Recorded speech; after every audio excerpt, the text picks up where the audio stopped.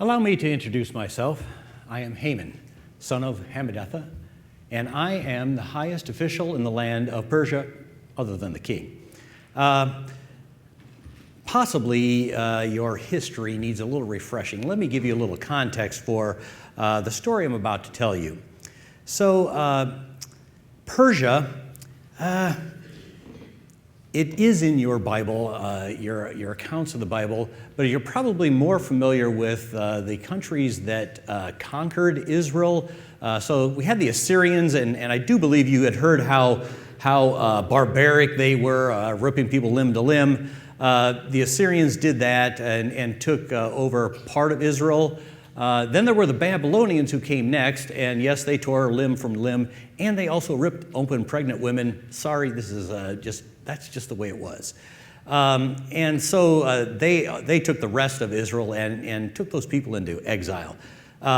Then the Persians came, and we conquered all these other kingdoms, and kind of inherited the people that were in exile that the Babylonians had taken, Jews among them, as well as some Canaanites. And the Persians are certainly more civilized. Let me give you an example of that. It is possible to be in the Persian kingdom, but not actually be a Persian and still rise up high in their ranks. You see, I'm actually descended from Canaanites, not of Persian birth, and yet I was able to ascend high in their ranks there. So with that a little bit of context, let me tell you a story. This starts with King Xerxes. Now, he has some other names also, but all of them are almost all unpronounceable. So we'll just go with Xerxes here today. So we have this King Xerxes, and he was proclaiming how great his kingdom was. And actually, there is a half a year long showing of the majesty of the great Persian kingdom. And then that was followed by this multi-day banquet, which had all the army people and all the officials in this banquet. The men had their own banquet, and the women had their own banquet over here. Well, this multi-day banquet included lots of food, and then lots of wine, and then some more wine, and then some more wine. By the time this multi-day banquet was nearing its end, King Xerxes had certainly had a lot to drink, and he decided he wanted to show off his beautiful queen, Queen Vashti. So he summoned Queen Vashti to come and be shown to all the men. Queen Vashti refused to come. Now, I can tell by your lack of response, you should have been gasping and awing because you cannot say that to the king of Persia. So let me explain what happens then. The king of Persia can do anything he wants and can make any rule he wants, and usually any rule that is made cannot be overcome by another rule. And this king is rather fickle. So when Queen Vashti did not show up, it was a cause for alarm. The king was very dismayed and somewhat embarrassed in front of all the people there. And so he asked his wise men, what should be done for the queen who does not obey the king? They talked about this, and I was not the high official I am now then, but I was in the ranks there, and the decision that was made caused quite a stir. It was actually rather controversial. It was decided that Queen Vashti would be banned from the presence of the king forever, and she would not be a queen any longer. Also, in this decree, it was determined that every man will be master of their own household. So that's what was decided. We figured that would be good for the morale of all the men. So that's the start of this story. Then, again, I said that King Xerxes was rather fickle. Sometime later, he started to miss the queen. And so then they decided, well, what can be done about that? And determined, well, you know what? Let's have a contest all across the whole kingdom, and all the young ladies in the kingdom can be part of this contest if they choose to be, even those who are actually of foreign descent. And we will find the most beautiful woman and allow her to be the queen. Now, this contest was going to take a year long. There's a 6-month period where you're working with oil of myrrh, and then another 6-month period where you're working with perfumes and ointments. And at the end of that year-long contest, then there was determined to be a winner. And it turned out to be a foreigner, no less. And it was a woman named Hadassah in her native language, but in the Persian tongue, her name was Esther. Now, not much was known about this Esther. Turns out she was actually an orphan. She was raised by a family member, and there's a little discrepancy whether that was a cousin or an uncle. It doesn't really matter. But raised by a family member, and the member's name was Mordecai, who raised her. Now, I did not know anything about any of that at that time in the story. Later, that was filled in for me. But at that point, no one seemed to know anything about that. Now, there's this Mordecai is part of the story, and it starts out like this. Mordecai, he liked to hang around the city gate, and a lot of men did hang around the city gate. It's sort of like, I don't know, maybe you call that the coffee shop or the feed mill or something like that. But here, in our times, we hung around the city gate, and actually a lot of business was transacted there. You could always find the elders of the city, the elders of your people hanging around there. And so there's a lot of legal things that could happen, a lot of sandals coming off and on and that kind of thing. I won't bore you with those details. So anyway, this Mordecai was hanging around the city gate, and he happened to overhear two of the guards, and they were angry with the king, and they were plotting an assassination of the king. Well, Mordecai heard this, and he got word to Esther. And Esther then went to the king and explained that these two guards were plotting to assassinate him, and then Esther gave credit to Mordecai. Well, the assassination plot was thwarted, it was stopped, the guards were arrested. And that should have been the end of that, but it wasn't. More about that later then. So, sometime after that event, then my charisma and my skills were finally realized, and I was elevated to my highest position in the land, other than the king.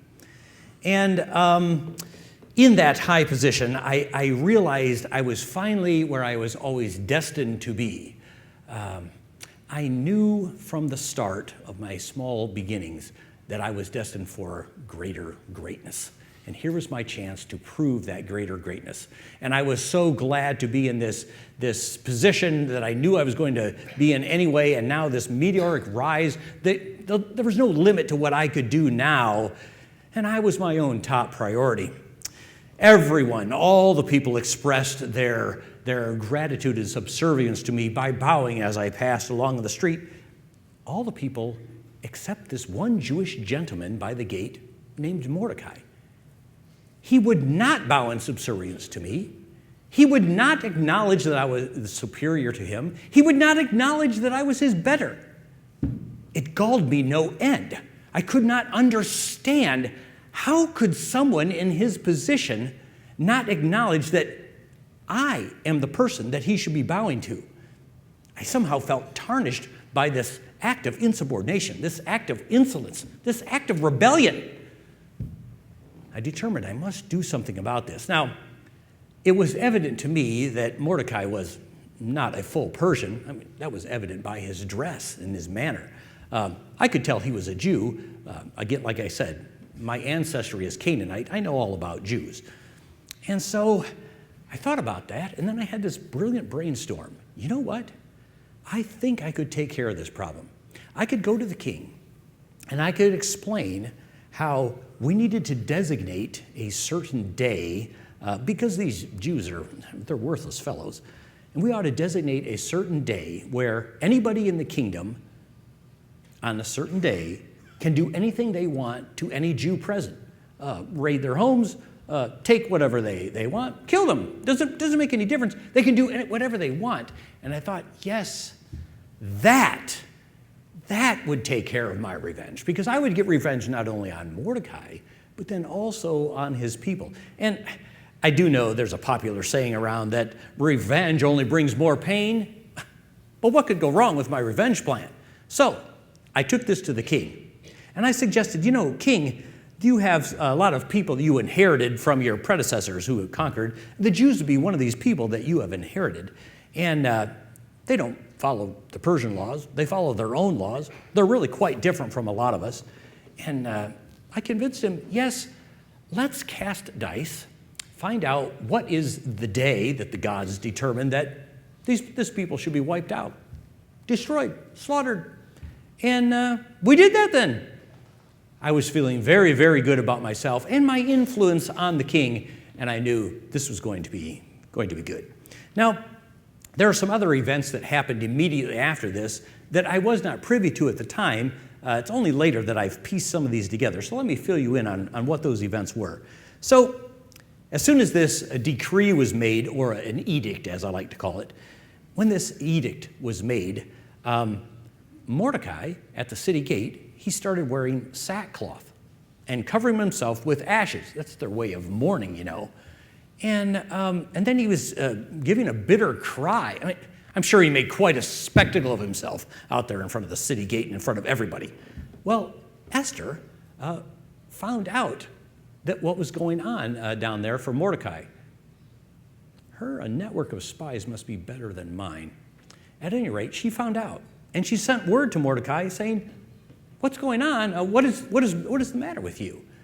And Mordecai sent word back to her and just said, "I need you to go to the king and beg for the release of this terrible decree about our people." Now, again, I must reiterate, at this point, I had no idea that this decree would affect Esther at all. I had no idea that Esther was a relation of Mordecai, and I had no idea that Esther was a Jew. Well, anyway, this request that Esther go to the king, there's a problem with that I don't know if Mordecai knew or not, but the problem is, if the king has not summoned you, the fickle king can decide he doesn't want to see you, and that could cost you your life. Well, that's what Esther ended up saying to Mordecai. "I haven't been with the king in 30 days. I'm a little afraid to just go up there. I mean, something bad could happen." And then this Mordecai, he pushed on her further with that and said, "Well, I think you need to go to the king anyway and risk it." I mean, who does that? Who tells their own child that they raised to go risk yourself? And then he said something about, "And how do you know that you're not in this position just for such a time as this?" What is wrong with these people? They act like they serve a God that's in charge of all the events that happen, that all the events that happen in the world, that this God's in charge. Who believes in a God like that? Well, like apparently the Jews do. Well, so anyway,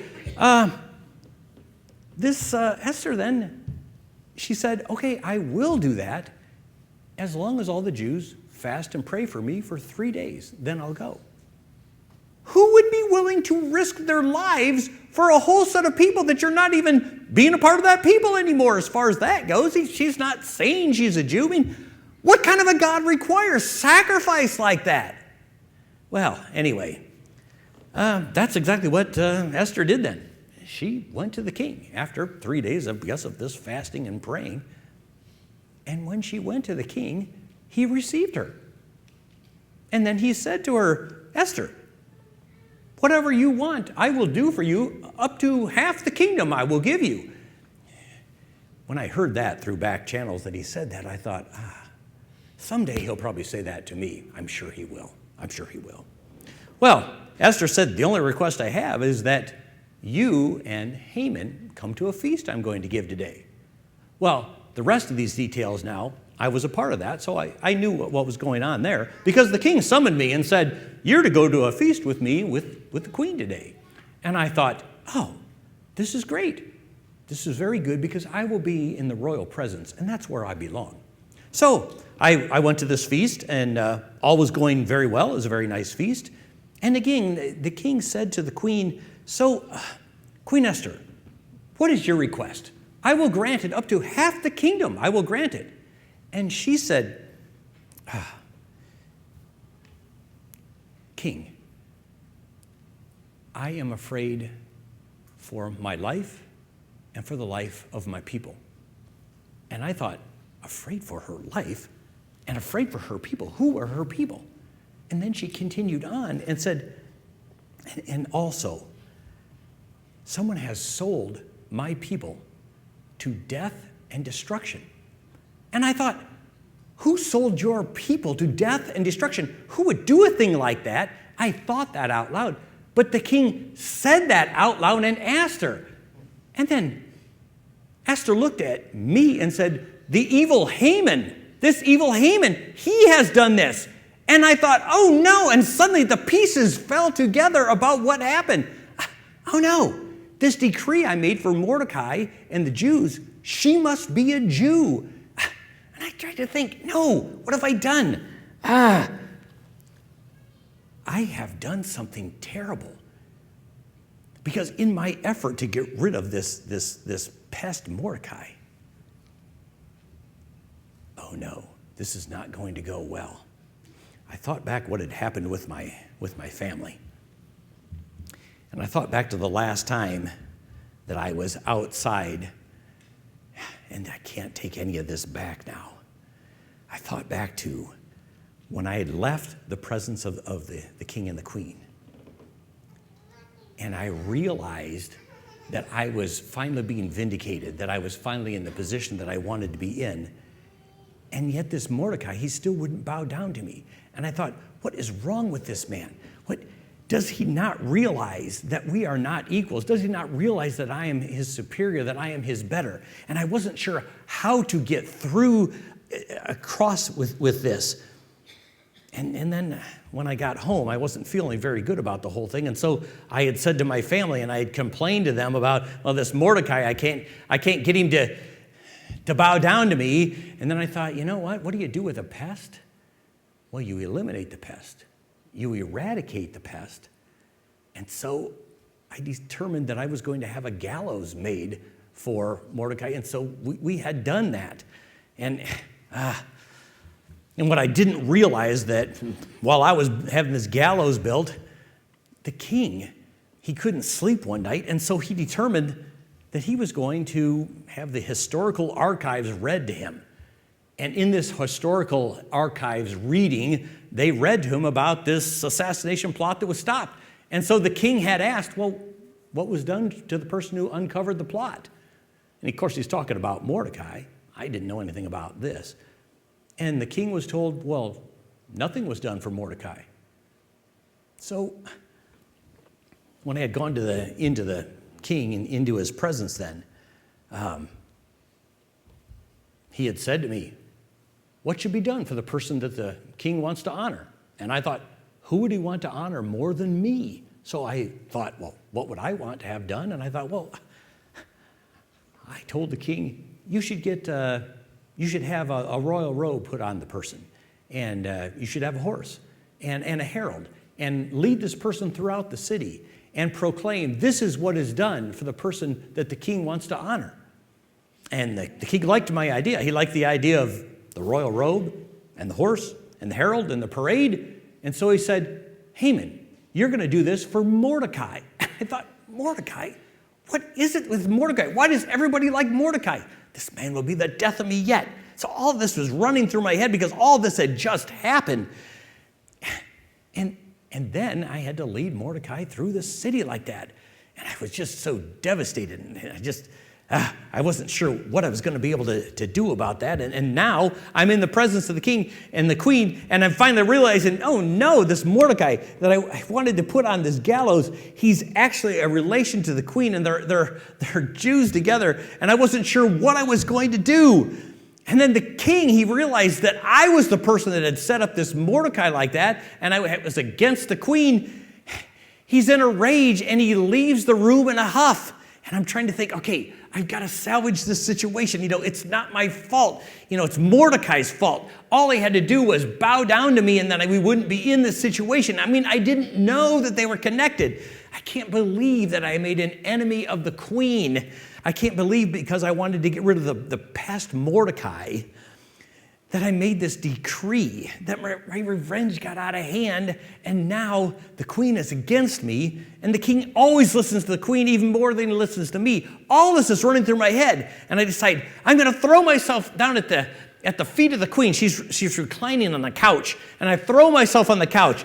I want to beg for mercy, and then the king comes back in the room from his rage, and he sees me throwing myself on the couch, and he yells, will you molest the queen in my presence? And I thought, no, I'm just being totally misunderstood. This isn't right. It's not my fault. And I'm trying to think, okay, I'm sure I can think fast. I am the greatest wit ever. I'm the person that should be in charge. I can get through this. And as I'm breathing in the breath to say something, one of the eunuchs says, well, I understand Haman made a gallows to hang Mordecai on today. And I thought, no, don't tell the king that. And then the king looks at me and then says, well then, Haman, today you will die on that gallows. And time practically stopped. And I had to think, where did I go wrong? What did I do that I wish I could have undone? I mean, none of this was my fault. I was just trying to get what I deserved. It's not that I thought too much of myself. And surely it isn't about other people anyway. I mean, this life, it's all about grab what you want. And I was just trying to think, what can I do? How can I do this? And then it suddenly occurred to me, it's too late to do anything. I should not have let revenge be my motive. I should not have been all about self. And there's nothing more I can do.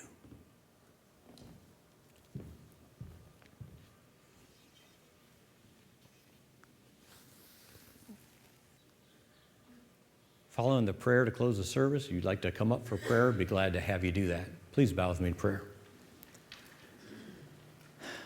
Mighty Father in heaven, thank you for the Bible. Thank you for the stories that can help us realize what the right path is. Bless each person who's here. Bless each person who hears this message to just be able to realize you do have a greater plan for each one of us. It does involve sacrifice. It does involve recognizing that you are the top priority in our lives. Bless and keep us. Pray all this in the powerful name of Jesus. Amen. Go in peace.